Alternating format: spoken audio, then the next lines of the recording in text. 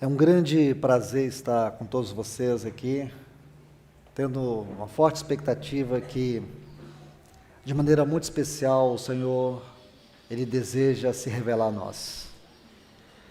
Eu tenho encargo da parte do Senhor de compartilhar com vocês sobre o bom combate da fé. Mas antes, eu gostaria de compartilhar uma palavra que vai funcionar como uma moldura acerca deste assunto tão especial. Eu tenho uma firme convicção no meu coração que nós estamos vivendo um tempo muito especial. A despeito de todas as coisas negativas dentro da nossa realidade contextual, eu creio que nós estamos bem próximos da volta do nosso amado Senhor Jesus.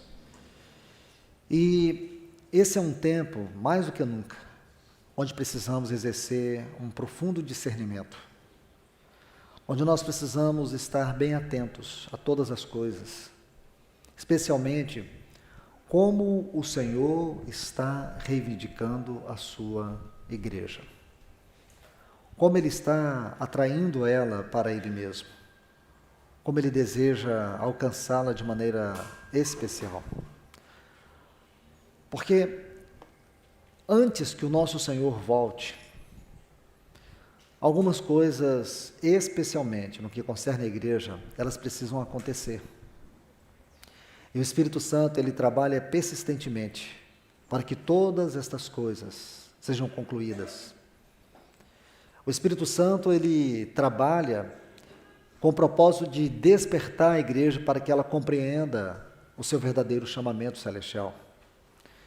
Então, irmãos e irmãs, esse tempo que o Senhor nos dá aqui é um tempo de reflexão também, de podermos olhar para a Sua palavra, de podermos compreender pela Sua palavra o que verdadeiramente o Senhor está requerendo de nós. Eu não posso acreditar que nós estamos aqui apenas para cumprir uma agenda de um programa anual dos irmãos aqui de Joinville. O que creio, que está no meu coração, é que nós estamos aqui reunidos por causa de uma vontade soberana, por causa de um propósito divino.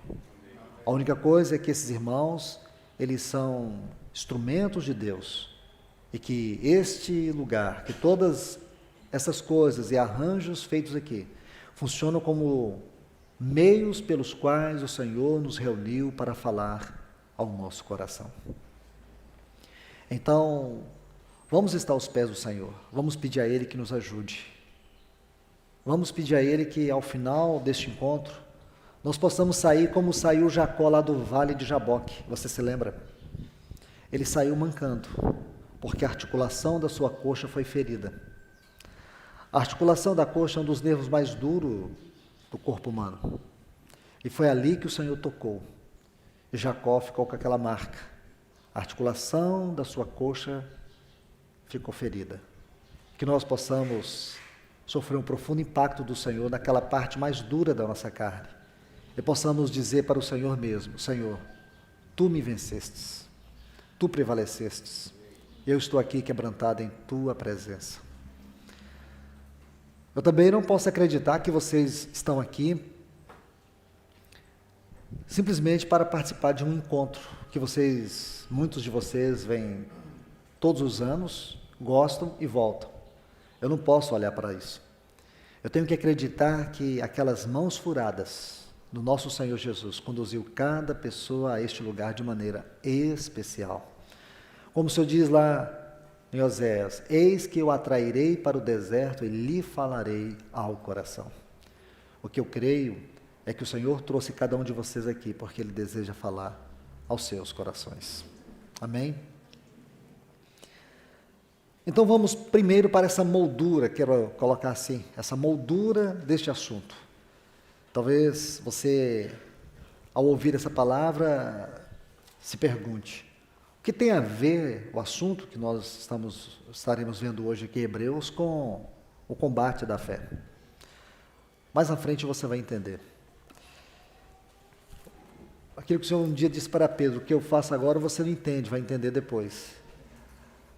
E vocês vão entender, vocês vão compreender que esses pontos serão abordados agora de maneira preliminar, tem um alvo muito especial para toda a revelação que o Senhor há de nos trazer aqui. Portanto, meus irmãos e irmãs, abram suas Bíblias aqui na epístola que Paulo escreveu aos Hebreus. Vamos ler uma série de textos aqui, porque esses textos, eles vão nos dar um grande quadro, e vocês vão perceber que eles estão intimamente ligados. Hoje, aqui nesta manhã, nós vamos estudar sobre o sacerdócio de Cristo segundo a ordem de Melquisedeque. Lembra de Melquisedeque, aquela figura enigmática do Velho Testamento? E a gente fica se perguntando quem é ele, né? O que ele realmente veio fazer, qual é o papel dele dentro do propósito de Deus, dentro da mente de Deus. O que a Bíblia tem a nos dizer sobre Melquisedeque, especialmente para essa dispensação, muito. Então vamos aqui. Hebreus capítulo 4 e o versículo 14. Eu sei muito bem que vocês gostam da leitura da Bíblia, são devotos do estudo da Palavra de Deus. Alguns de vocês eu sempre os encontro nas conferências da maturidade. Então eu sei que vocês gostam, vocês vão ali passar tempo. Então gostam da palavra mesmo. E quem gosta da palavra tem um hábito de uma leitura mais cuidadosa da palavra. Eu não sou contra ninguém ler a Bíblia durante um ano. Eu acho que durante um ano você consegue ler a Bíblia de maneira devocional, mas você nunca vai conseguir estudá-la durante um ano. Para estudar a Bíblia, a gente vai gastar pelo menos toda a eternidade. E sempre que a gente chegar no final, a gente vai saber que está no início. E vocês vão perceber que é assim, a leitura da Bíblia é assim. Vamos ver esse texto. Versículo 14, ele começa com uma palavra muito importante, muito especial. A tradução dessa palavra, ela tem um forte significado, um forte impacto na nossa experiência prática. Começa assim, tendo. Se você estudar a Epístola aos Hebreus, você vai ver em vários lugares onde ele usa essa expressão, tendo. O sentido dessa palavra é agarrar firmemente. Mas não somente isto. Ela tem um significado ainda mais forte. Significa que algo que você tem e que não pode ser tirado. Algo que pertence a você de maneira irrevogável. É uma pequena palavra? É uma pequena palavra? Vocês acham que é uma palavra qualquer? Claro que não. Então vamos ler. Tendo, portanto, um grande sumo sacerdote. Essa palavra grande fala de algo extremamente exagerado, mas é uma linguagem que o escritor desta epístola, que vocês não precisam me perguntar quem é, que eu também não sei. E é importante não é saber quem foi o instrumento, é importante é saber quem é o autor dela é o Espírito Santo. Nós sabemos que Deus, ele, de maneira divina, ele soprou essa palavra. Então nós temos que ter o cuidado de não ficarmos apegados a quinquilharias, coisas pequenas, e perdermos o essencial. Então, do ponto de vista essencial, o autor dessa epístola é o querido Espírito Santo. Como ele escreveu, quem ele usou, irmãos, isso é secundário, isso é subsidiário. Você tem que crer que este livro é a palavra de Deus. Foi escrito por aproximadamente 40 autores, no período de 1.500 anos, em 3 continentes. Tem mais de 31.124 versículos. Pensa, não existe uma discordância entre eles, existe uma perfeita concordância. Aí você pode também contra-argumentar, mas irmão, tem tantas versões da Bíblia, e cada dia aparece uma versão nova, cada dia eles tentam aproximar mais do texto original. Deixa eu te falar uma outra coisa sobre isso, amém por tudo isso, mas ainda digo a vocês que esse não é o ponto essencial da leitura da Bíblia. Quando você lê a Bíblia, você está apenas lendo um livro. Geralmente ele tem uma capa preta com as folhas brancas. Mas não importa, porque o objetivo deste livro é te levar a uma palavra viva. O objetivo deste livro é te levar à mente de Deus. Então, muitos irmãos têm feito estudos e têm descoberto tantas coisas, às vezes tantos pontos vulneráveis do ponto de vista literário, não do ponto de vista da inspiração, porque do ponto de vista da inspiração não tem um só resquício de erro. Mas graças a Deus por isso. Porque o inimigo, ao longo dos anos, ele tem feito tudo para poder destruir a dignidade, a integridade desse livro. Mas o mais precioso é que o Espírito Santo, que é o autor, ele nos leva à tradução, à interpretação e à aplicação de cada palavra, de cada versículo. Por isso ele é um livro que contém vida e não um livro que apenas contém letras. Amém?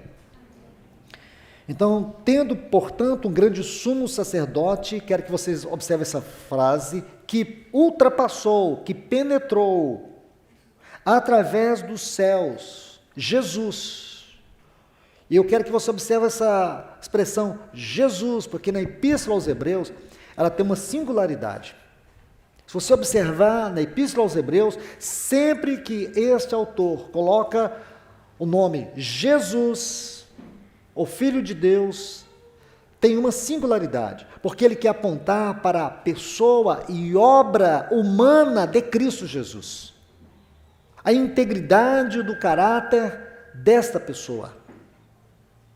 Compreende isto? Jesus. E este ponto é muito importante, porque ele quer, de maneira extraordinária, revelar-nos a grandeza disso. Então vamos bem devagar. Jesus, o Filho de Deus, guardemos firme a nossa confissão. Vamos agora para o capítulo 6. Vamos fazer essas leituras, ou as leituras desses textos, bem devagar, e logo em seguida nós vamos orar e vamos iniciar a exposição da palavra. Capítulo 6, versículo 20. Preste atenção mais uma vez nos detalhes. Onde Jesus, 6:20, como precursor, a palavra precursor, a tradução dela significa aquele que foi à frente, abrindo o caminho para que os outros possam chegar atrás. Está vendo a palavra precursor? Aquele que se adiantou, aquele que penetrou, aquele que foi à frente abrindo o caminho, porque não havia esse caminho da terra aos céus, por onde o homem um dia pudesse ter entrado. Até então, nenhum homem havia adentrado a eternidade, mas teve um homem, Jesus, está vendo a ênfase aqui? Jesus. É o nome que identifica o Senhor na sua completa humanidade. A expressão Senhor fala da sua glória e soberania. Cristo fala do Senhor na sua obra toda inclusiva. Por isso esses detalhes é muito importante. Por isso cada palavrinha aqui tem o seu lugar, cada vírgula tem o seu lugar. Então veja bem, Jesus, ele foi aquele que, como homem, ele entrou na morte. Você sabia que não foi a morte que entrou nele? Não.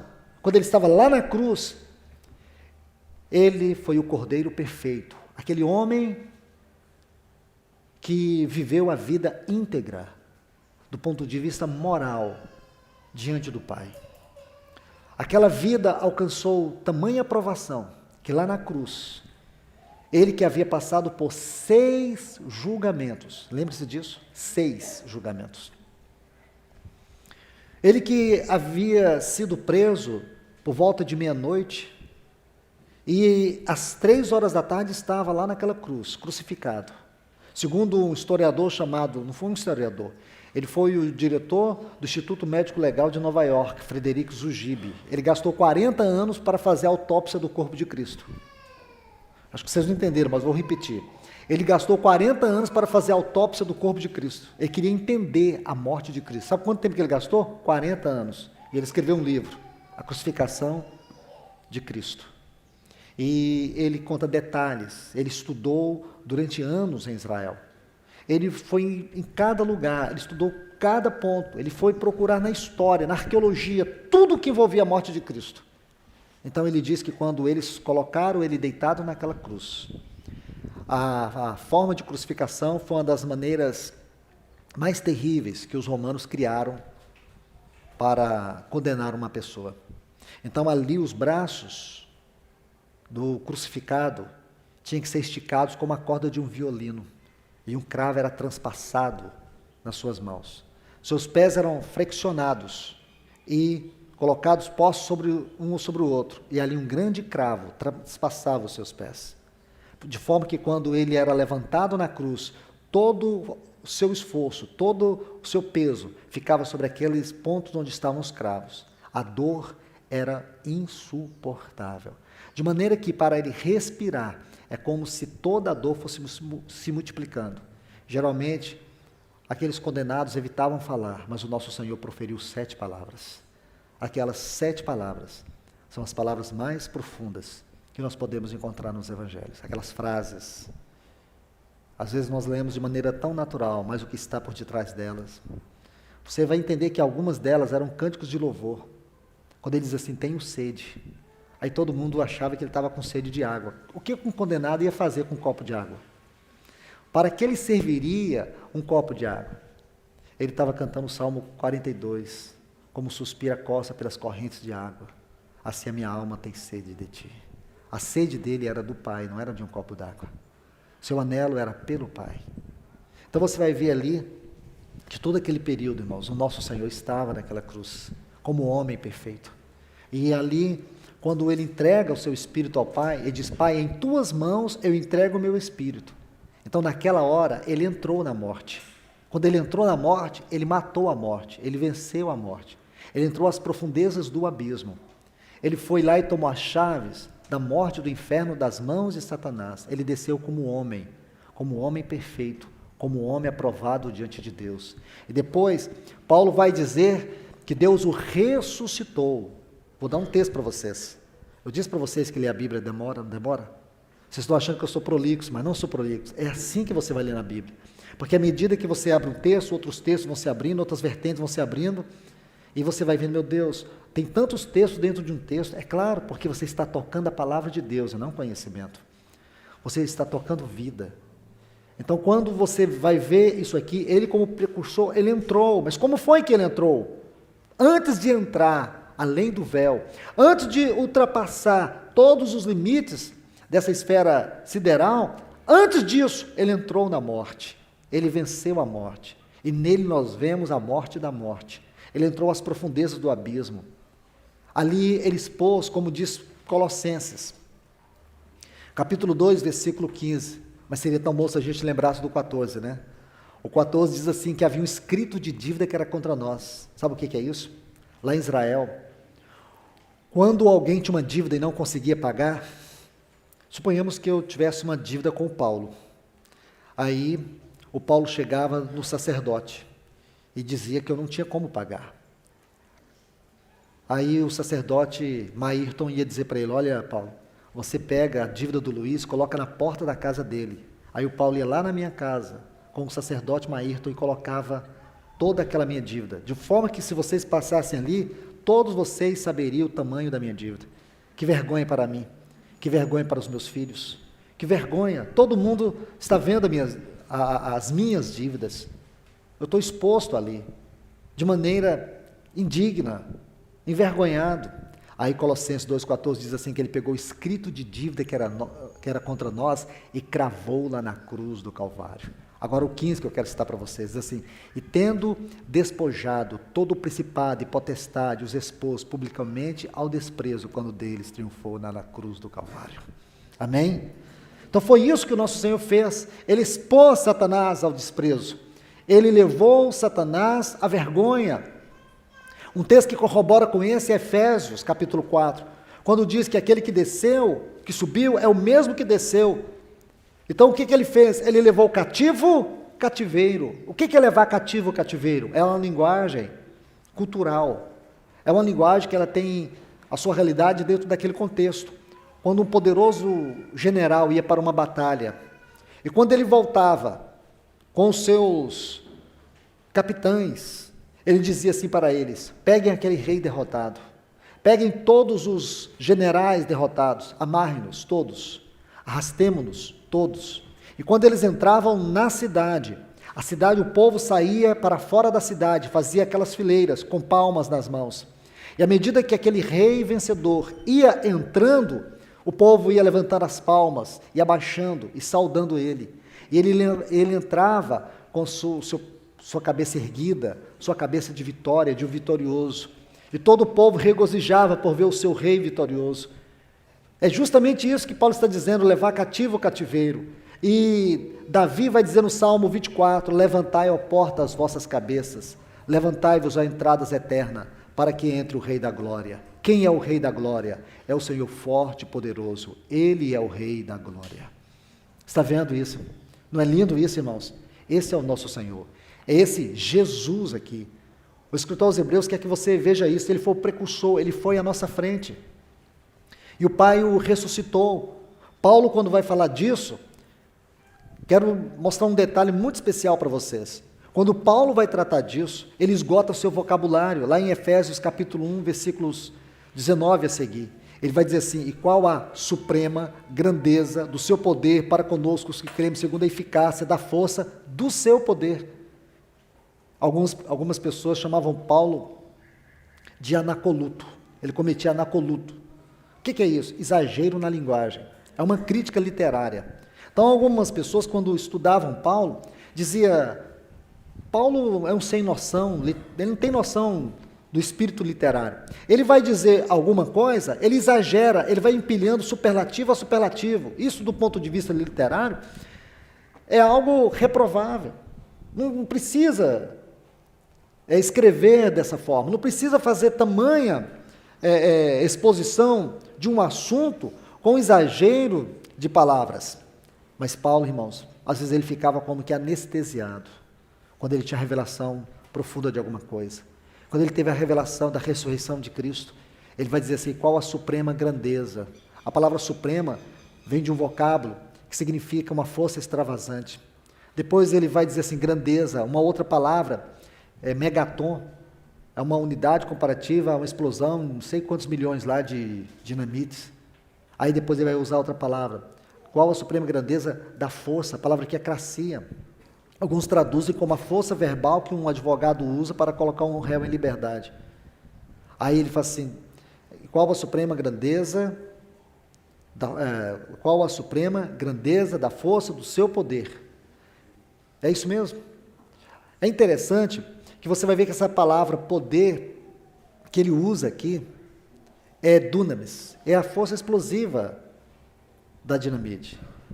Para conosco os que cremos, segundo a eficácia da força do seu poder. Aqui ele vai usar outras 3 palavras, eficácia da força do seu poder. Eficácia, essa palavra que eu disse, cracia, que é a força que o advogado usa para colocar um réu em liberdade. Essa palavra força aqui é energia, da onde vem a palavra energia, força com alvos definidos. É como se o inferno tivesse entrado em choque, quando o poder da ressurreição entrou para tirar o Senhor Jesus de lá. É como se uma explosão de 1 milhão, ou 1 bilhão, sei lá, de dinamites, tivesse ocorrido lá no inferno. Assim ficou o estado do inferno quando o nosso Senhor Jesus foi tomado pelo poder da ressurreição. E por último, ele usa a palavra poder, não é dunamis, é ishus. É o poder inerente, pertencente só a Deus, é o poder que é Deus. Aquele poder que é Deus entrou nas profundezas do abismo, ressuscitou o nosso amado Jesus. E sabe o que ele fez? Ele entrou. Olha o que diz aqui o texto, por favor. Onde Jesus, como precursor, entrou. Mas tem uma frase que é muito importante. Olha o que ele diz. Entrou por nós. Ele entrou por você. Ele entrou por mim. Ele entrou por todos nós. O que significa que há um homem sentado no trono da glória. E esse homem, ele está conduzindo muitos filhos a esta mesma glória. Estão compreendendo a sequência dos textos? Aí diz, feito para sempre sumo sacerdote, segundo a ordem de Melquisedeque. Vamos agora, por favor, o capítulo 10, versículos 19 e 20.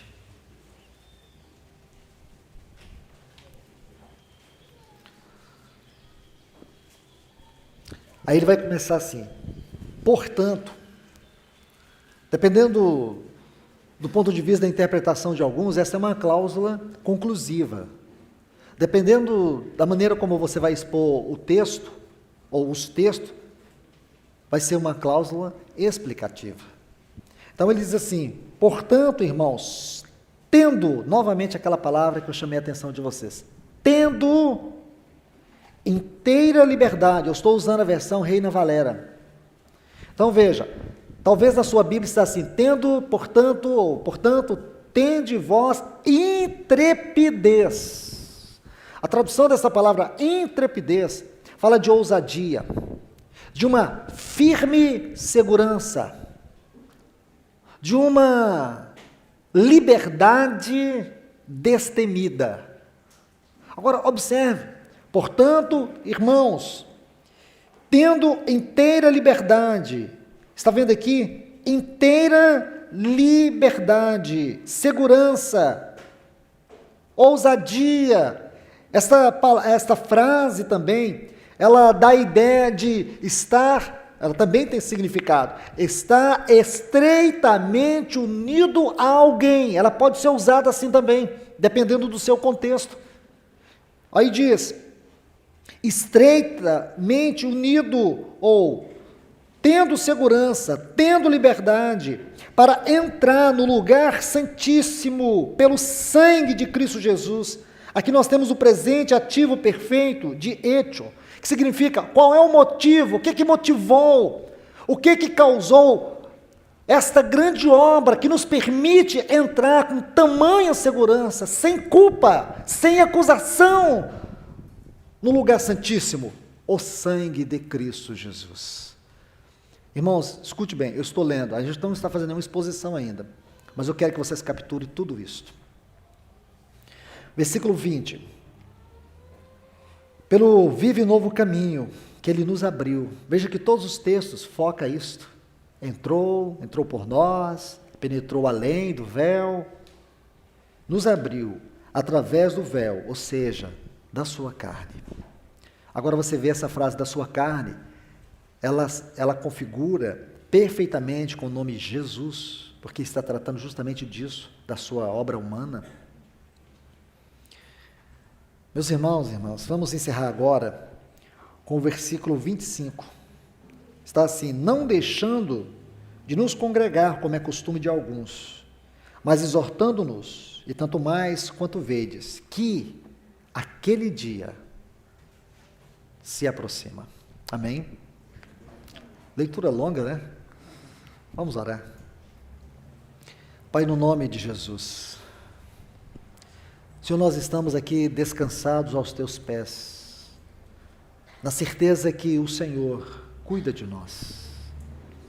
O Senhor nos trouxe aqui para externar os Teus cuidados, para expressar os Teus cuidados por meio da Tua voz. E nós queremos Te ouvir, Senhor. Vem e penetra naquelas alas escuras do nosso coração. Vem e penetra, Senhor, naqueles compartimentos que nós não temos a liberdade de abrir para ninguém, mas que a Tua palavra venha nos expor, e queremos abrir o nosso coração para a Tua voz, e queremos dizer para Ti, tenha toda a liberdade em nós, Senhor, porque nós queremos viver a vida cristã num plano elevado. Nos tira da periferia religiosa e espiritual, leva-nos mais além, em nome de Jesus. Amém. Muito bem, vocês viram aqui agora esse versículo 25. Eu sei que muitos de vocês já ouviram alguém dizer assim: irmãos, não deixemos de congregar, os irmãos estão faltando às reuniões. Olha o que diz aqui Hebreus, capítulo 10 e o versículo 25. Não deixemos de congregar. Está errado isso? De certa forma não. Isso nós chamamos de interpretação subsidiária da palavra. É você pegar o texto no sentido usual, ordinário, e fazer apenas uma declaração. O que você não pode fazer é uma exposição doutrinária. Porque se você faz uma exposição doutrinária, ignorando o contexto, o que você vai criar? Pretexto. Outro detalhe, vocês acreditam que os textos da Bíblia foram colocados de maneira aleatória? Ora, o escritor vem falando uma coisa e de repente ele fala outra. Claro que não. Isso indica que tudo que é colocado dentro de cada seção, em um capítulo, precisa estar divinamente ordenado. Se você ler este capítulo 10, você vai ver que ele tem algumas seções. Basicamente, você vai ver que ele é dividido em duas seções. A primeira seção começa do versículo 1 e vai até o versículo 18. A segunda seção, aliás, três sessões aqui no capítulo 10. A primeira seção do versículo 1 ao 18, a segunda do 19 ao 25 e a terceira do versículo 26 até o 39. Então nós temos 3 sessões dentro do capítulo 10. Isto para nos ajudar a interpretar a Bíblia de maneira hermenêutica, de maneira doutrinária, de maneira expositiva. Preste atenção. Se nós estamos estudando a segunda sessão, indica que todos os textos estão intimamente voltados para um ponto essencial. O que significa que cada texto, dentro deste contexto, nesta sessão, eles precisam concordar entre si. Eles não podem ser interpretados fora do contexto. Precisa ser observado com muito cuidado. Então, por favor, nós tomamos aqui o texto dentro do seu contexto, porque a regra da hermenêutica é a ciência teológica que nos ajuda a interpretar os textos sagrados. Existe uma regra básica da hermenêutica que diz: a Bíblia interpreta a própria Bíblia. Agora, por favor, nós tomamos aqui uma das leis da hermenêutica, a observância do texto dentro do contexto. Se você pega o versículo 20 dentro do contexto, indica que este congregar não é nenhuma palavra ou nenhuma exortação para que os irmãos venham às reuniões da igreja. Você pode dizer: irmãos, não falte às reuniões. Olha o que diz lá em Hebreus capítulo 10, 25. Não deixemos de congregar. Você apenas colocou uma sombra nas suas palavras usando a Bíblia. Mas você não pode fazer isso de maneira doutrinária. Repito. Por quê? Agora vamos para um passo mais além. Está vendo essa palavra congregar aí? Essa palavra é um termo no original que ocorre apenas 2 vezes em toda a Bíblia. Epsinagogue. Só ocorre 2 vezes. A primeira vez está em 2 Tessalonicenses, capítulo 2, versículo 1.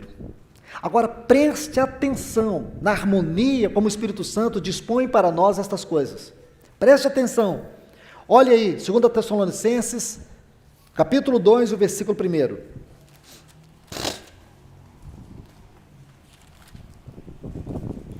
Veja como estes textos se completam. Veja como esses textos estão entrelaçados. Depois que você consegue interpretá-los com esta palavra, epsinagogue, aí você vai entender melhor. Olha o que diz. Quanto à vinda do nosso Senhor Jesus Cristo, como é que o texto de Hebreus 10, 25 termina? Que aquele dia, vede que aquele dia se esqueceram. O que diz? Vede que aquele dia se aproxima. E qual é o dia, irmãos? Qual é o dia? A vinda do nosso Senhor Jesus. Nós sabemos que os dias finais são divididos pelo dia do Senhor e o dia de Cristo. Nós esperamos o dia do Senhor? Claro que não, irmãos, mas ele vai acontecer. E nós vamos estar aqui. Porque o livro de Joel, o livro de Amós, o livro de Malaquias, você vai encontrar isso em várias passagens do Novo Testamento. Você vai saber que a expressão dia do Senhor é um dia de trevas, é um dia de angústia. Será o juízo das nações, quando Deus vai julgar todas as nações. Estude as 7 trombetas do Apocalipse. Então, essas 7 trombetas do Apocalipse fala do dia do Senhor, mas nós estamos esperando o dia de Cristo, porque esse dia do Senhor é o juízo de Deus contra as nações. Deus não vai nos julgar. Os nossos pecados não serão mais julgados, porque os nossos pecados já foram julgados lá na cruz do Calvário, e o nosso Senhor Jesus já levou todos eles, e nós somos feitos justiça de Deus. Amém? Portanto, quando você estuda o dia de Cristo, esse é o dia da igreja, esse é o dia da noiva e do noivo. Nesse dia vai ser tão especial. Os irmãos que partiram, que estão em Cristo, eles vão ressuscitar primeiro. E nós, os vivos, seremos arrebatados e encontraremos com eles, e juntos iremos encontrar o nosso Senhor nos ares. Precisamos encorajar e fortalecer uns aos outros com esta palavra. Vai ser tocada a última trombeta e os nossos corpos corruptíveis serão revestidos da incorruptibilidade, e em nós será tragada a morte pela vitória. Esse é o dia de Cristo, esse é o dia da igreja, esse é o dia que eu e você anelamos. Esse dia, meus irmãos e irmãs, e a hora, ninguém sabe. E é bom que nós não saibamos mesmo, porque nada melhor do que uma surpresa. Não é verdade? É igual a esposa que sabe que todas as vezes, no aniversário dela, o esposo lhe traz um lindo anel ou um colar de diamante. Então ela sabe. Sabe ou não sabe? Bom, alguns sabem. Mas é interessante que ela fica aguardando. E geralmente ele nunca dá esse anel no dia do aniversário. Geralmente ele antecipa algumas horas, alguns dias. É sempre uma surpresa. Imagina como fica o coração dela quando chega aquela semana do seu aniversário. Cada vez que ele entra, ela pensa, é agora. E é sempre uma surpresa. Ela melhora o tempero, pensando, é hoje no almoço, e não é. Ela acorda mais cedo, olha na cama, não é. Fica aquela coisa gostosa, né? Mas vai esmagando o coração dela um pouquinho. Aí ela olha no lugar, vê se tem algum embrulho. Aquele marido surpreendente nunca diz como e nem quando, mas ela sabe que ele não esquece. Porque se você abrir Mateus capítulo 24, nosso Senhor diz assim, que o dia e a hora, ninguém sabe, só o Pai. Mas olha, irmãos, o que o Espírito Santo colocou para nós lá? Aí fala assim, como foram nos dias de Noé. Lembra? O dia e a hora, nós não sabemos, mas como foram nos dias de Noé, que chave o Espírito Santo nos dá? Aí você volta lá para Gênesis capítulo 24, aí você vai pegar os dias de Noé. Quando você pega todos os detalhes, eu não vou, nem meu encargo, irmãos, não é meu encargo. Aí vocês poderiam me chamar de prolixo, não é o meu encargo, então eu vou colocar só um pequeno parênteses. Pegue todos os detalhes ali, vou ajudar, um dever de casa para vocês. Pegue todos os detalhes concernentes aos dias de Noé, que se contextualizam com os nossos dias. Corrupção, depravação, imoralidade, vê tudo isso. Veja aqueles filhos de Ada, Jubal, Jabal e Tubal-Caim, aquela sociedade que se desenvolveu independente de Deus. Porque todo o relacionamento do homem com Deus era definido por 3 palavras: provisão, prazer, segurança. Toda provisão, todo prazer, toda a segurança do homem estava onde? Em Deus. Mas uma sociedade se desenvolveu e a partir de então ela começou a buscar sua provisão, seu prazer e a sua proteção fora de Deus. Ali você vai ver no versículo 17 de Gênesis 4, os filhos de Ada, os descendentes de Caim. Você vai ver isto. E o que nós vamos aprender aqui? Que aquele Jubal, Jabal e Tubal-Caim, eles foram os pais de quem? De todos os animais do campo, que regavam, alimentos para sua satisfação, sua provisão. Depois o que? Eles foram os pais também de todos os instrumentos cortantes para a guerra, e eles foram também os pais dos instrumentos musicais para o prazer. Então agora proteção, provisão e prazer não era mais em Deus. Essa sociedade se desenvolveu fora de Deus. Não é o mundo hoje, irmãos? É. Vou te dar mais uma chave, pequenininha, mas importante. Veja a geração de Caim, no capítulo 4 de Gênesis. Você vai ver que fulano gerou Beltrano e assim sucessivamente. Você não vai ver anos de vida ali.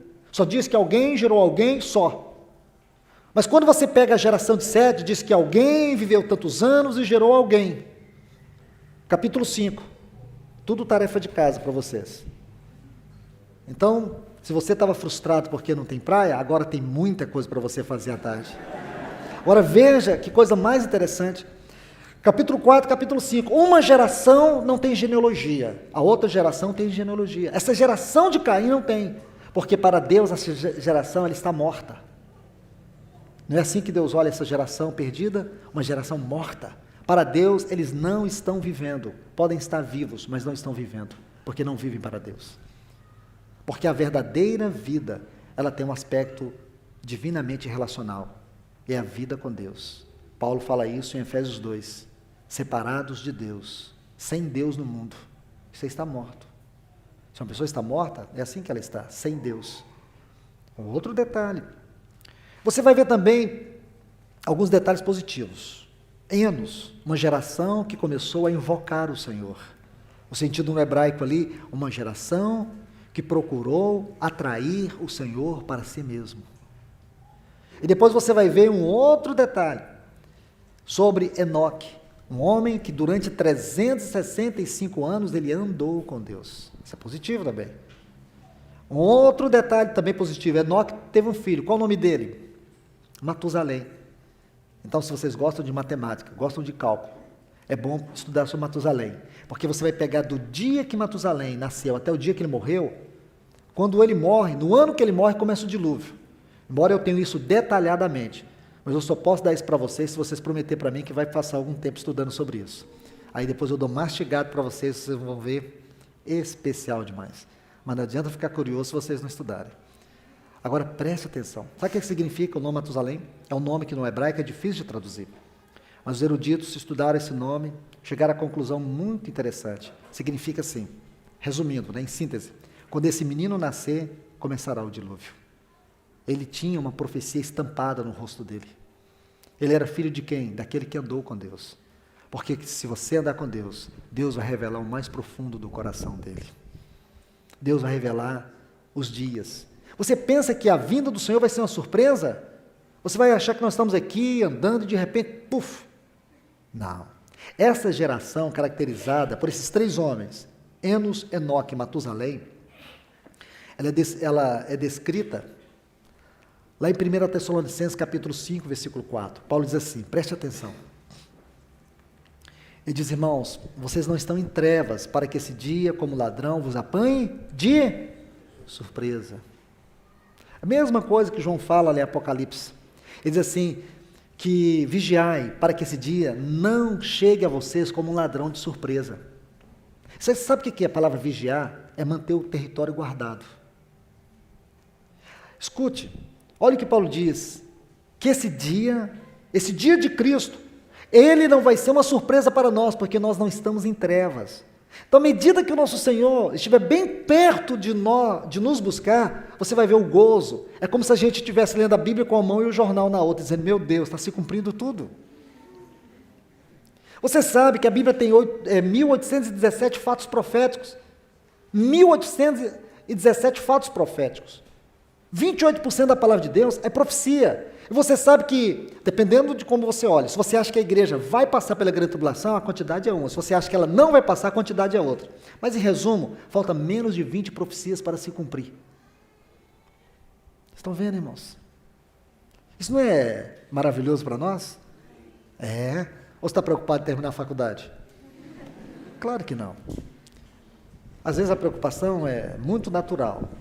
Mas quando você olha para cima, fala, meu Deus, não vai ter tempo, mas continue estudando. Sabe por quê? Você é luz. Você anda segundo a mente do Senhor. E talvez você vai descobrir depois que você está lá na faculdade, não é para sair com um canudo levantando, é para ser uma luz nas trevas. Um dia talvez você vai encontrar naquele tribunal de Cristo muitas vidas que o Senhor te levou até lá, e é lá na sua faculdade, lá na sua sala, é o seu campo missionário. Deus te colocou lá para ser uma luz, porque vai chegar um momento que você vai agir como Raabe. Lembra de Raabe? Raabe, ela morava em cima dos muros de Jericó. Que lugar perigoso, hein? Porque a Bíblia diz que o Senhor veio através do seu povo, eles deram o brado e os muros caíram. Então, se você ler Juízes 2 e 6, você vai ver isso. Juízes 6 diz que ela pegou todos os seus familiares, abriu a porta e colocou eles para dentro. Gente, se eram os muros que ia cair, como é que ela podia colocar os seus familiares todos guardados? Mas só que na janela da casa dela, em cima do muro, ela colocou uma fita vermelha, de escarlate, uma figura do sangue de Jesus. Quando a Bíblia diz que todo o muro de Jericó caiu, você sabe que aquela parte do muro não caiu, aquela casinha ficou suspensa lá. Está duvidando? Então vai ler Josué 6, você vai ficar impressionado. É muito especial isso. Meus irmãos, porque vai chegar esse tempo, à medida que nossa visão se ampliar quanto à hora do Senhor, você vai ver gozo e responsabilidade no seu coração. Gozo. Lembra daqueles trabalhadores da última hora? Assim somos nós, e assim muitos de vocês vão se levantar nessa última hora e vão viver à altura da exigência e da fidelidade que Deus está requerendo de vocês. Estão ouvindo? Você pensa que lá no tribunal de Cristo, Deus vai nos julgar pela quantidade de trabalho? Nossa, aqui está um irmão que ele ganhou a cidade dele todinha para o Senhor, e aqui está um irmão que ganhou 2 pessoas. Esse não ganhou ninguém, mas ele tentou ganhar muita gente. Esse aqui não recebe nada. Esse aqui recebe muito pouco. Esse aqui vai receber muito. Você acha que é assim que o Senhor vai julgar? O Senhor não vai nos julgar pela quantidade de obras. Ele vai nos julgar pela nossa fidelidade. Lembra os trabalhadores da última hora?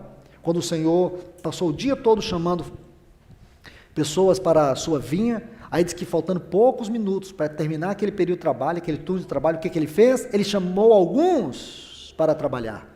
Aí depois sentou com todos eles, ajustou a conta com todos eles, e todos eles receberam de igual modo. Aí os que começaram a trabalhar desde cedo revoltaram e disseram: não, nós estamos trabalhando muito mais.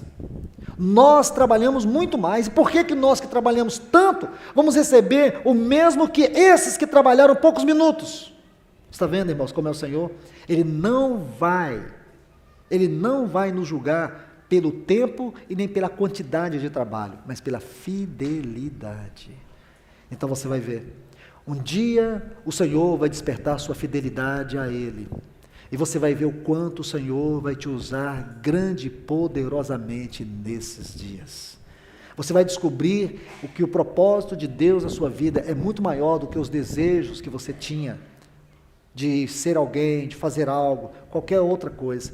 Porque a maior tragédia da vida não é a morte. A maior tragédia da vida é viver e não conhecer o propósito de Deus em sua vida. Tá certo? Então vamos interpretar o texto aqui. 2 Tessalonicenses 2:1.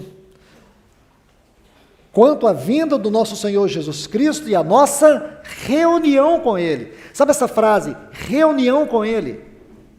Aqui nós temos uma frase, mas no texto original nós temos apenas uma palavra. Que palavra que é essa? Epsinagoge. É essa palavra, a mesma que está ocorrendo, a mesma que ocorre aqui no versículo 25 de Hebreus, capítulo 10. Preste atenção nisso. Por que o Espírito Santo colocou estas palavras apenas 2 vezes em todo o Novo Testamento? Por quê? Preste atenção. Ora, a única forma de você saber é se você conseguir juntar os 2 textos. O que significa que, quando ele diz assim, não deixemos de congregar, ora, em que contexto está esse texto? Está neste contexto que inicia desde o versículo 19, em entrar além do véu, em entrar no lugar santíssimo da presença de Deus. Porque a esfera da realidade espiritual, do nosso desfrute, não é terreno, é celestial. Sabe o que eu quero dizer para vocês? É que mesmo que nós estejamos com os nossos pés na terra, o nosso coração tem que estar nos céus. Por isso que Paulo exorta e nos diz para buscarmos as coisas do alto. Pensar nas coisas do alto. Porque essa é a esfera da nossa realidade espiritual. Porque o nosso Senhor, Ele entrou por nós. O nosso Senhor, Ele foi à nossa frente, Ele abriu o caminho. O que significa que um dos grandes trabalhos de Satanás, do inimigo das nossas almas, é nos manter na superficialidade. Entenda isso.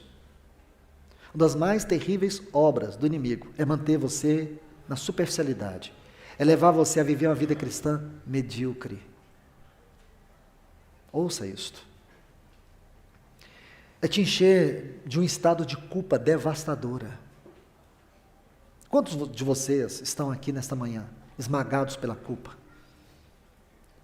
Quantos de vocês estão aqui e não conseguem avançar, não conseguem entender, não conseguem desfrutar as profundezas de Cristo Jesus, porque vivem num estado de culpa, num estado de mediocridade espiritual, porque a culpa, ela tende a gerar mediocridade espiritual. Quantos de vocês estão aqui nesse exato momento e sentem uma vida cristã tão vazia, tão fria, tão indiferente? Quando vocês leem textos como estes, de entrar, de penetrar, de ter ousadia, quantos de vocês leem textos como estes e não conseguem enxergar a realidade da experiência desses textos dentro de vocês? Ou da realidade desses textos, da experiência de vocês? Quantos? Pois é com você que o Espírito Santo está falando nesta manhã. Porque o inimigo tem te esmagado até aqui. E você não tem compreendido o que significa ser filho. Você não tem compreendido. Você não tem compreendido o que significa o novo nascimento. Você não tem compreendido. Você acha que vida cristã é vida religiosa. Religiosidade não é vida cristã. Religião não é vida cristã. Vida cristã é algo muito além. A palavra religião veio do latim religare. É o homem tentando se ligar a Deus. Não foi o homem que se ligou a Deus, foi Deus que se ligou ao homem. Você é filho, você é filha. E isso significa uma posição, é um estado como uma posição, e é uma posição irrevogável. É uma posição que você não perde. Filho! Ou você conhece aí um pai que divorciou do seu filho, agora o filho diz, você tem pai? Já tive, hoje eu não tenho mais. Sério, sério, tem um documento que diz que eu sou um sem pai. Mas seus pais morreram? Não, eles estão vivos, eu divorciei dele. Existe isso? Não. O pai pede um exame de DNA, está lá. Você é meu filho, meu sangue está em você. Entende? O meu DNA está em você. O filho pródigo, ele disse assim para o seu pai, vou traduzir do jeito que está a composição dos textos no original. Ele disse assim, pai, já que tu não morre mesmo, dá parte da minha herança. Sério? Sério? Quando é que o filho tem direito à herança? Não é quando o pai morre? Então ele chega para o seu pai, olha que dor, uma sucessiva situação de dor vai se desenvolvendo ali. Ele diz assim, pai, já que tu não morres, é como se ele estivesse todo dia esperando o pai morrer e o pai não morreu. Esse filho ama o pai? Não. Ele ama os bens do pai. O pai é simplesmente um ser utilitário. Ele disse assim, já que tu não morres, dá minha parte da minha herança. Que amor tem o pai? Até em deixar o filho ir embora com a parte da herança, foi amor do pai. O pai deu. Porque o pai sabia muito bem que o filho nunca encontraria a resposta do seu amor nos bens. E o pai talvez nunca poderia mostrar tanto amor se não fosse através daquele caminho. O filho nunca iria compreender o quanto ele era amado se não fosse por aquele caminho. A Bíblia diz que o filho pegou os bens e foi embora. Foi embora. Eu penso que devia ser muitos bens, até ele passou muito tempo. Alguns anos talvez. Penso eu. Se você olhar de maneira lógica, é a conclusão que você vai chegar. Aquele filho ficou muito tempo fora. Mas existem alguns detalhes ali em Lucas 15 que chamam muito a minha atenção. Quando você faz um exame mais detalhado, mais acurado das frases, você fica tão impressionado. Uma das coisas que você vai ficar impressionado é que o pai, ele estava olhando pelo caminho por onde o filho foi embora. Sabe o que o texto traduz? É que o pai sempre mantinha os olhos por aquele caminho. Não era lembrando do dia que o seu filho foi, é tendo a certeza que um dia o filho ia voltar. Porque o pai sabia de uma coisa, aquele filho nunca encontraria um lugar onde ele foi tão amado como a casa do pai. Então, esta é uma questão importante. Um outro detalhe é que você vai ver que dentro disso mesmo, o pai estava olhando e ele viu alguém vindo. Alguém estava vindo, porque eu lembro que o filho, quando acabou tudo, ele estava lá no chiqueiro, aí ele disse, vou voltar. E vou dizer para o meu pai, pai, eu pequei contra ti, não sou digno de ser chamado seu filho, eu quero ser um jornaleiro, porque quantos jornaleiros tem na casa do meu pai, e eu aqui vivendo essa miséria? Então o que ele fez? voltou para a casa do pai, mas ele não voltou para o pai. Ele queria a casa do pai, ele queria o pão, mas ele não queria o pai. Esse filho amava o pai? Não. Primeiro, ele queria tudo que ele achava que tinha direito. Agora ele queria pelo menos um emprego. Agora ele queria pelo menos as migalhas da mesa. Mas nunca ele se relacionou com o pai, ele nunca demonstrou amor pelo pai. Aí sabe o que a Bíblia diz? Que quando o pai olhou para ele, aí você pode olhar na sua Bíblia aí, diz que o pai correu. Não foi o filho que correu, foi o pai quem correu. O pai correu, aí você vai ver na Bíblia aí, pode ver se você quiser. Diz que o pai o abraçou. E o pai o beijou. Mas as nossas traduções, até penso que se fosse para poder traduzir tudo perfeitamente, a nossa Bíblia seria desse tamanho assim. Seria vários volumes. Imagina, né? Então, vou explicar para você. Sabe essa palavra abraçou? Ela não tem um sentido estático. Tem uma ação contínua. O que significa que quando o pai chegou naquele filho, ele o abraçou várias vezes. É como se ele abraçasse, soltasse, olhasse para o filho, abraçasse de novo. Aí beijasse ele, beijasse o seu rosto todo. A palavra beijou ali dá o sentido de beijar insistentemente, beijar várias vezes. Ele beijava aquele filho. Aí o filho, constrangido, disse: pai, eu pequei contra os céus e contra ti. Eu não sou digno de ser chamado teu filho. Qual foi a resposta do pai para isso? A resposta? A mesma que Deus deu para nós. Ele chamou o seu servo. Ele disse: trazei, aí você vai ver aí, eu queria que você sublinhasse quando você estivesse lendo. Tem um artigo aí, o bezerro cevado. Esse artigo é tão importante quanto o bezerro, porque sem esse artigo o bezerro fica perdido aí na história. Mas o bezerro começa a adquirir um lugar muito especial. O bezerro. Sabe qual é a ideia que se tem? Que o dia que aquele filho saiu, em determinado momento talvez, o pai chegou para o seu servo e disse: pega esse bezerrinho mais bonito que você tiver, engorda ele, cuida dele, esse bezerro é para o meu filho. Aí quando ele falou trazer o bezerro, devia ter muitos, ele sabia que só tinha um bezerro que o pai havia separado para matar para o seu filho. Isso é amor? Qual que é a história, ou por que não dizer, qual que é a aplicação espiritual de toda essa história? É que filho é uma posição que nós nunca vamos perder. Eu vou repetir. Filho é uma posição que você não perde. No dia que você se torna filho de Deus, você está numa relação eterna com Deus. Ele não vai desistir de você, mesmo que você desista dele. Amém? Amém? Isso é sério? Muito sério. Porque não é o nosso amor que impede que nós nos separemos dele, é o amor dele. É o amor dele que não deixa que ele se separe de nós. Não é o que Paulo escreveu lá em Romanos 8? É o amor dele por nós que impede que sejamos separados dele. Então veja isso é muito importante, e é o que o Senhor está mostrando para você, a luta que nós temos de viver essa vida cristã elevada, essa vida cristã além do véu. Olha o texto, aqui do capítulo 10, a partir do versículo 19, essa liberdade, será que nós temos essa liberdade? Veja como nós somos travados quando nós cantamos para Ele, veja como nós somos travados, como nós testificamos dEle.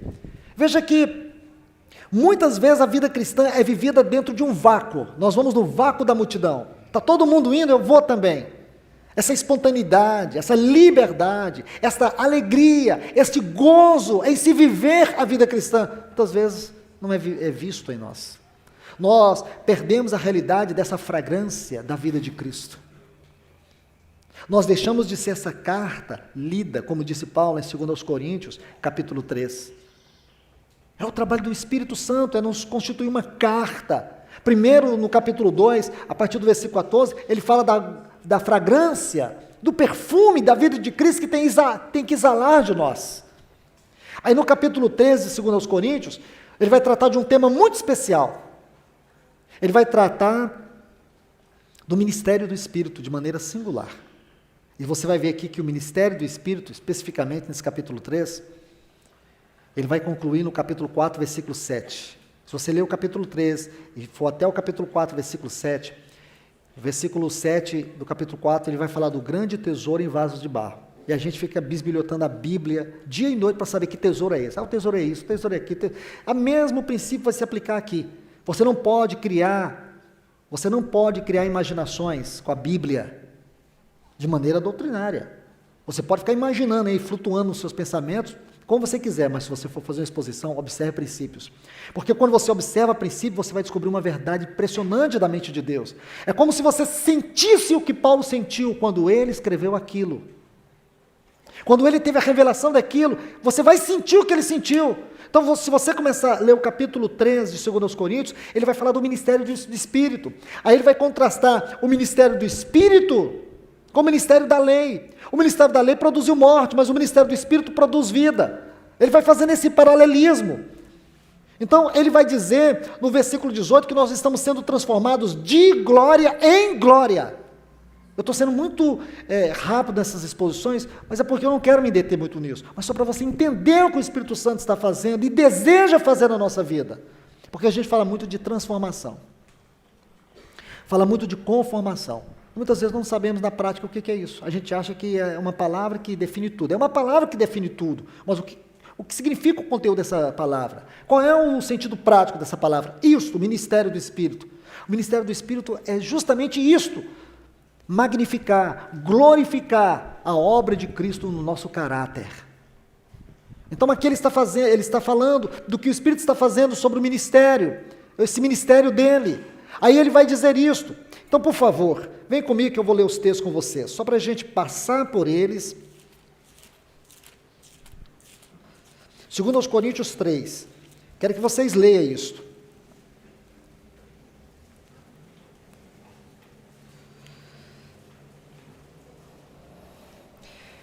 Então, se você observar, ele vai dizer, eu quero pegar alguns pontos aqui, por favor. No versículo 3, ele diz que nós somos a carta de Cristo expedida por nós, escrita não com tinta, mas com o Espírito de Deus. Então, o que é que a Bíblia diz concernente à sua vida?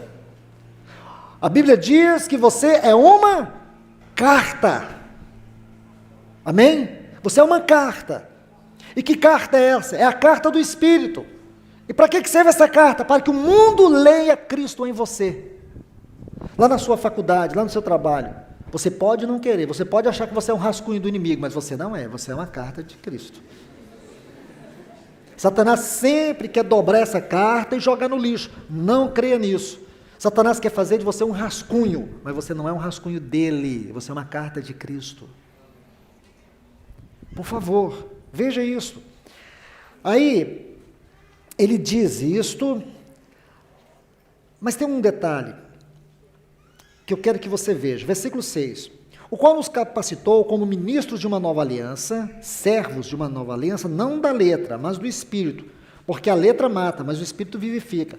Então, esse texto também já foi vilipendiado, pisoteado, tripudiado por muitos. Não é verdade? A letra mata, irmãos, conhecimento mata. Ele não está falando de conhecimento, o contexto aqui ele está falando de lei. Ele está fazendo um contraste, um paradoxo, do ministério da lei e do ministério do Espírito. Não é verdade? Então, o ministério da lei foi um ministério que ele produziu morte. Por que produziu morte? Por causa da lei? Não, por causa da carne do homem. Não é o que Paulo diz em Romanos 8? Que a lei ela estava enferma por causa da carne do homem. A gente vai entrar nisso quando a gente avançar um pouco mais sobre o sacerdócio de Cristo. Mas veja isso, tem nada a ver. Aí, eu quero que você observe, versículo 7, se o ministério da morte, que é o ministério da lei, gravado com letras de pedra, foi glória, agora observe, tanto que os filhos de Israel não podiam fitar os olhos no rosto de Moisés, por causa da glória do seu rosto, a qual pertencia, como não será de maior glória o ministério do Espírito? Então, irmãos, por favor, irmãs, por favor, o ministério do Espírito dado à igreja é um ministério de uma glória maior. A realidade espiritual a qual nós fomos destinados a viver dentro dessa dispensação é muito maior do que aquela esfera de vida que o povo de Israel viveu quando eles peregrinaram durante aquelas 42 estações por aqueles 40 anos. Ou por que não dizer durante todo o tempo da história do povo de Deus no Antigo Testamento? Escute isto. Ele diz que é uma glória maior. Porque antigamente o Espírito Santo vinha sobre eles, agora o Espírito Santo está dentro de nós, ele é o Espírito da habitação, que veio fazer em nós uma obra tão grande como foi a obra de Cristo através da redenção. Entende isso? Mas vamos seguir. Aí ele diz, porque se o ministério de condenação, que é o ministério de morte, que é o ministério da antiga aliança, foi com glória, muito mais abundará em glória o ministério da justificação, que é o ministério da redenção, que é o ministério de Cristo, que é o ministério do Espírito. Porque mesmo que foi glorioso, não é glorioso neste respeito, isto é, na justificação. Mas tudo bem, tem tanta coisa para mostrar aqui que a gente ia passar a manhã toda lendo, mas eu quero mostrar detalhes especiais para vocês. Aí, ele vai dizer assim, versículo 12, portanto, tendo tal esperança, eu queria que você observasse essa palavra esperança. Essa palavra vem de um vocábulo que significa céu aberto. É como se o céu tivesse aberto. É como se fosse um antegozo, um gozo antecipado. Tá certo? Vocês têm esperança de na terça-feira chegar em casa. Amém? E muitos vão ver o pai, vão ver a mãe, vão ver o cachorrinho. Vai ficar aquela felicidade. Você não tem aquela alegria de chegar em casa e dizer, meu Deus, vou dormir no meu travesseiro. Não tem essa esperança? Tem não? Duvido. Vocês têm, não tem? Tem essa esperança, por mais pequena que seja, de voltar ao trabalho, de comer a comida da mamãe, é uma experiência natural. Imagine que aquele gozo que você vai sentir na terça-feira, você começasse a sentir agora. É isso que fala, antegozo, gozo antecipado. É esta palavra. Preste atenção nela, porque você encontrará ela por todo o Novo Testamento. Mas observe, tal esperança, usamos de muita franqueza, isto é, liberdade, e não como Moisés que punha um véu sobre o próprio rosto, está vendo? Para que os filhos de Israel não fixassem os olhos no propósito daquilo que era passageiro, mas seus pensamentos ficaram como que embotados. Mas tudo bem.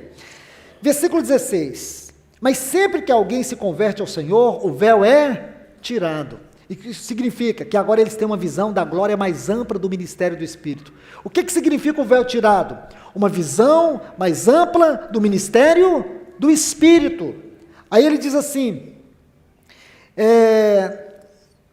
porém até hoje quando leio Moisés, o véu é tirado, mas sempre que alguém se converte ao Senhor, o véu é tirado, é isso mesmo. Ora, o Senhor é Espírito, e onde está o Espírito do Senhor, ali é a liberdade. Aqui tem duas coisas. Primeiro, dois fundamentos. Qual é o primeiro fundamento? O Senhor é Espírito. Amém? O segundo, onde está o Espírito do Senhor? Duas pessoas. O Senhor é Espírito. E aonde está o Espírito do Senhor? Porque tem gente aí que junta tudo. Eles falam que Jesus é o Espírito todo inclusivo, processado, que foi derramado no Pentecoste. Isso é o cúmulo do pináculo da heresia. Claro que o texto está dizendo isso, irmãos. Fala de duas pessoas. O Senhor é Espírito. Amém. Deus é Espírito. Onde está o Espírito do Senhor? Outra pessoa. Aí nós temos liberdade, mas vamos avançar. Todos nós, com o rosto descoberto, como olhando em um espelho, a glória do Senhor, vamos sendo transformados de glória em glória. Aqui nós temos duas preposições, duas palavras. Apodoxa e eisdoxa.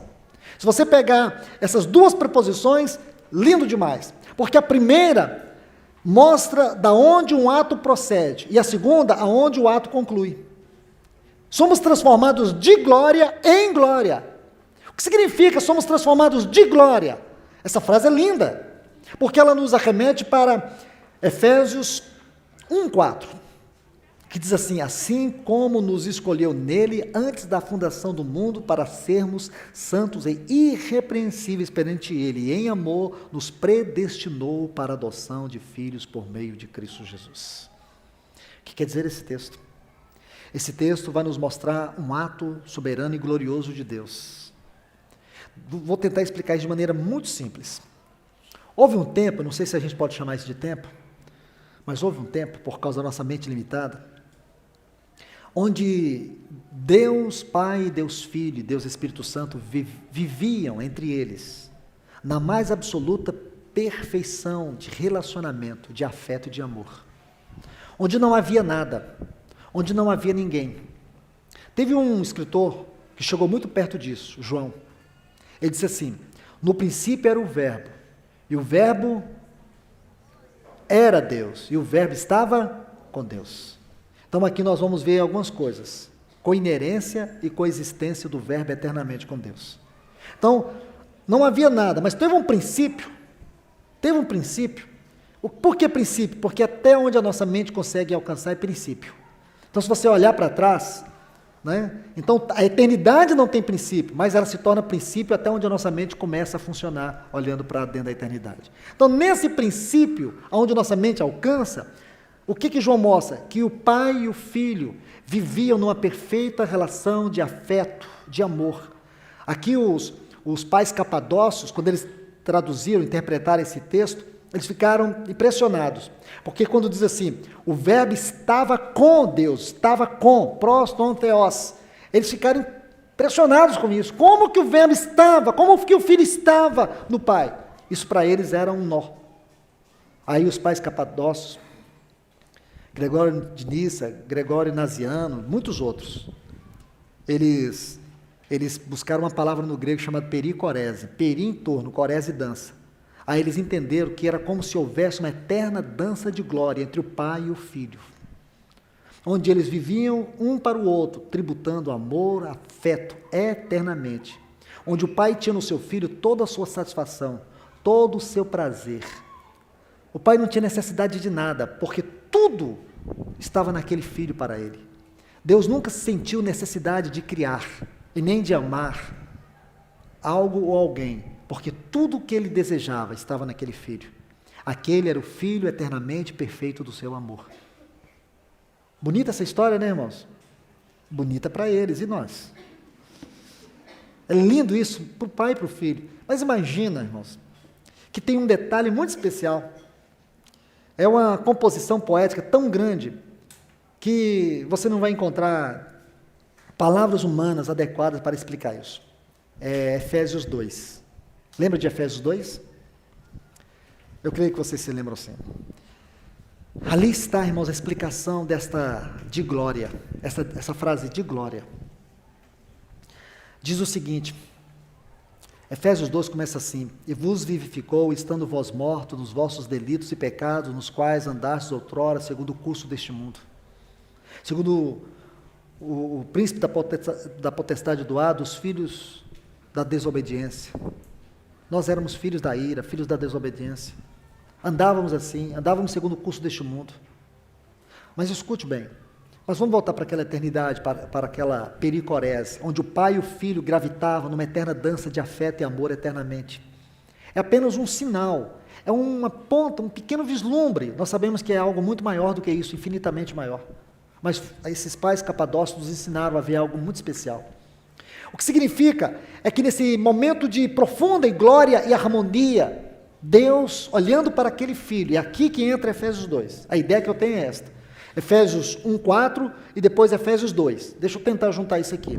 Então, o que traz-nos a ideia, se você pensar que esses pais capadócios, eles foram inspirados pelo Espírito Santo a buscar essa palavra para explicar essa frase de João, e o Verbo estava com Deus, o Verbo estava contido em Deus.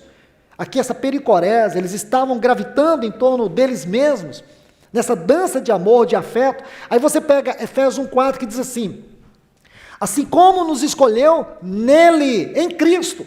O que significa que foi num momento de profunda inspiração, onde o pai contemplava o seu filho, num eterno afeto e amor, foi quando ele desejou ter não um filho, mas muitos filhos, conforme a imagem daquele filho. Isso faz sentido. Isso faz sentido. Porque quando você começa a ler Efésios 2, está assim: ele vos vivificou, estando vós mortos em vossos delitos e pecados. Pecados nos quais nós andávamos, segundo o curso deste mundo, segundo todo o espírito da potestade do ar que atua nos filhos da desobediência, éramos filhos da ira como os demais, não é assim? Aí o que diz o versículo 4? O versículo 4 começa assim: mas Deus, essa frase, mas Deus, ela define para nós a totalidade do Evangelho. Porque o Evangelho não é mais eu, o Evangelho é mais Deus. Foi Ele que veio a nós. Mas Deus, sendo rico em misericórdia, por causa do seu grande amor com quem nos amou, estando nós mortos em nossos delitos e pecados, nos deu vida juntamente com Cristo. Pela graça sois salvos. Não é isso que ele fala? Só que quando ele chega no versículo 10, ele diz assim: somos feitura dele, criados em Cristo para toda boa obra. Essa palavra feitura é a tradução da palavra em português que nós conhecemos, poema. Nós somos um poema de Deus. E quando foi que esse poema surgiu? Então, para mim, só faz sentido se eu olhar o versículo 4. Só faz sentido se eu entender o que os pais capadócios entenderam. Se eu entendo essa frase de João 1:1, o verbo estava com Deus. Se eu entendo Efésios 1:4, assim como nos escolheu nele antes da fundação do mundo, e se eu consigo agora ver, somos feitura dele, se eu junto tudo isso, eu começo a ver um quadro. Que quadro? Que naquele momento de profundo afeto e glória, quando o pai olhava para o seu filho, ele desejou ter você, ele desejou ter a mim, ele desejou ter muitos filhos tão amados como aquele filho. Então por isso que diz assim, de glória, porque não foi um ato surpreendente de alguma coisa que aconteceu no tempo, como se o pecado forçasse Deus a nos salvar, como se Ele nos amou porque nós éramos coitadinhos. Deus nos amou por causa da sua própria compulsão de amar. Entende? Então veja isso, quando ele diz somos feitura dele, nós somos um poema. E que poema é esse? Se você termina o capítulo 2, como que termina o capítulo 2 da Epístola aos Efésios? Diz que nós vamos ser o quê? Um santuário para a habitação de Deus do Espírito. Veja, pessoas mortas em delitos e pecados, pessoas que estavam debaixo da ira, pessoas que estavam eternamente condenadas, porque nós não nascemos pecadores eleitos, nascemos pecadores condenados. Pessoas dessa forma, olha o final delas. Sabe qual é o final delas? É que elas serão o santuário para a morada de Deus no Espírito. Que lindo é isso, irmãos! E o que está entre o início e o fim? Um poema. E esse poema nos leva para aquela frase, de glória. De glória. Da onde procede? Desde aquela glória passada. O Pai tinha um plano, o Pai tinha um propósito. E aqui está o resultado. Ainda não final, mas um dia ele vai concluir. Aí você vai ver de glória em glória. Lembra essa outra preposição? Que ela fala onde algo converge, qual é a finalidade, qual é o propósito de tudo. Então, em glória, aí vem Filipenses 1:6. Aquele que começou em vós a boa obra, ele vai terminar até o dia de Cristo. Deus não vai deixar a sua obra inacabada. Ele vai concluir o que ele começou. Amém? Então vamos aqui. Aí diz assim, somos transformados de glória em glória, na mesma imagem, pela ação do Espírito do Senhor. Amém. O assunto termina? Você acha que o assunto termina? Claro que não. Ou você acha que Paulo escreveu a Bíblia em capítulos? Quem dividiu a Bíblia em capítulos não foi Paulo, foi Stephen Newton. O cardeal Hugo deu uma grande ajuda. Então, não é assim que você lê. É bom a gente observar os capítulos, mas precisamos ser cuidadosos. Começa aqui, ó. Por isso, é uma preposição que denota um ato. Prossegue ainda. Por isso, tendo este ministério. Qual é o ministério que nós temos? O ministério do Espírito. E qual que é o ministério do Espírito? O ministério do Espírito é nos conformar à imagem de Cristo Jesus. Nós temos o ministério do Espírito, é algo nosso, é algo que Deus deu para a sua igreja, Ele deu o Espírito para nós.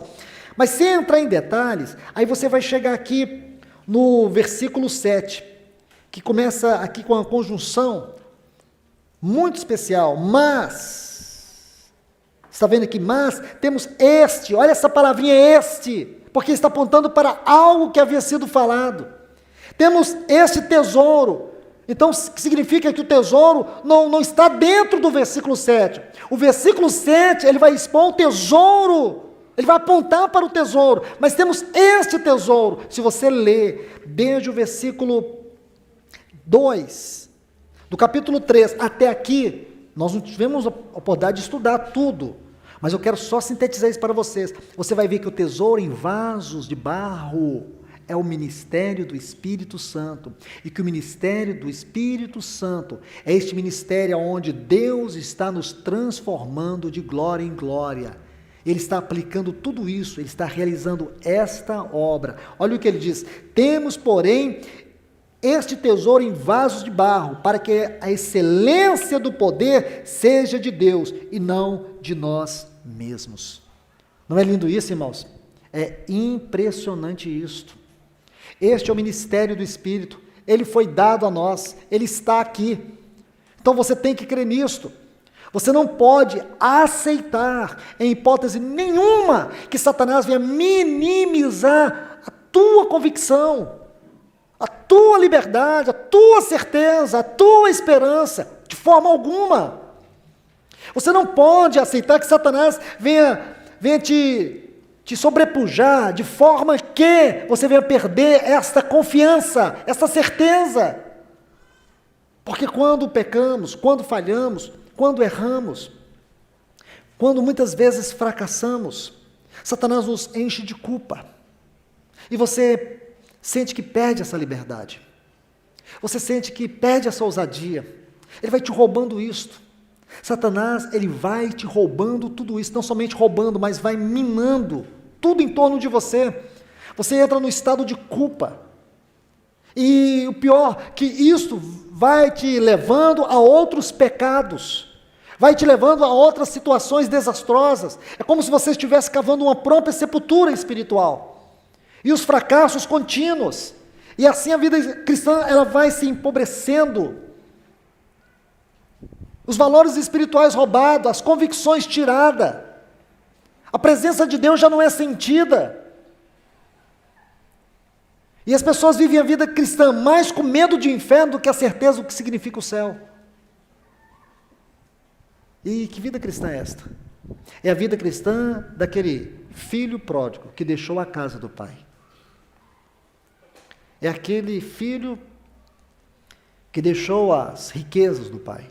Aquele filho que diz para o pai que quer ser um jornaleiro porque não sabe qual é a posição que ele tem no pai. E assim, muitos de vocês têm vivido assim. Uma vida cristã medíocre. As pessoas olham para você e não conseguem ver Cristo. Mas por quê?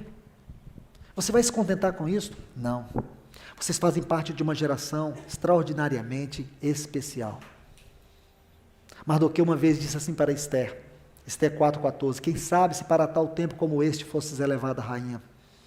Deus trouxe você para essa geração porque Ele tem um propósito muito maior do que você pensa. Entende? Você não pode pensar que você é fruto do amor do seu pai e da sua mãe. É, mas muito mais do que isso. Você é fruto de uma vontade gloriosa e soberana, e Deus tem um propósito muito maior. Nos próximos estudos, talvez amanhã a gente comece a descortinar um pouco sobre isso. Mas é importante agora nós entendermos o papel que Cristo exerce como nosso sumo sacerdote. Depois que vocês tiverem consciência disso, vocês vão se sentir bem aliviados.